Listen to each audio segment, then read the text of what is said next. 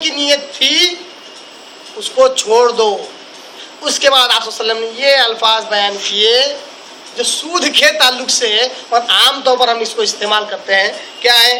لا تظلمون ولا تظلمون، نہ تم ظلم کیے جاؤ نہ کسی پر ظلم کرو۔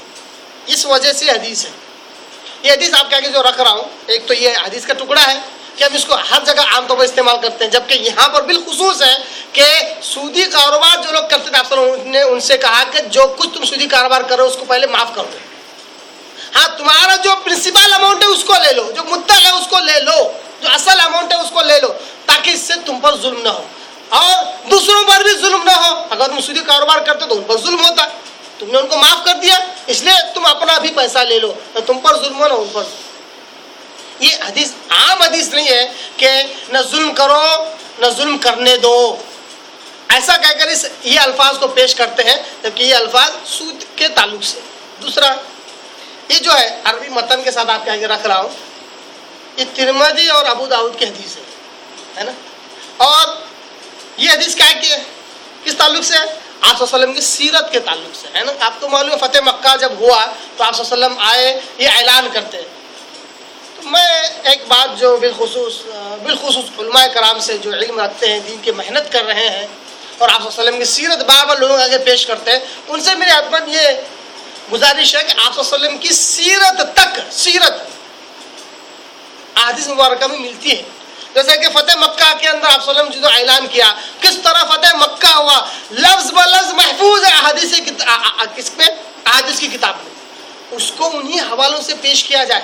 اگر احادیث کتابوں کے حوالے کے بغیر صرف تاریخ اور ہسٹری کی کتابوں سے اگر پیش کریں گے تو غلط سلط مکس ہو جائے گا، کوئی اتھینٹسٹی نہیں رہے گی سیرت کی باتوں میں، کوئی اتھینٹسٹی نہیں رہے گی۔ جیسا کہ لوگ کہتے ہیں جب آپ صلی اللہ علیہ وسلم پیدا ہوئے تو ایک مرغے نے زوردار بانگ دی، اور کہاں پہ ہے وہ نہیں پتا۔ اس طرح آپ صلی اللہ علیہ وسلم جب پیدا ہوئے تو ایسے ایسے واقعات بیان کرتے کہ نہیں پتا۔ ایک صاحب نے کہا جب آپ صلی اللہ علیہ وسلم چلتے تھے تو بادل آپ صلی اللہ علیہ وسلم کے اوپر سائبان تھا، سایہ کرتا تھا۔ ہم نے پوچھا کہاں ہے سیرت میں؟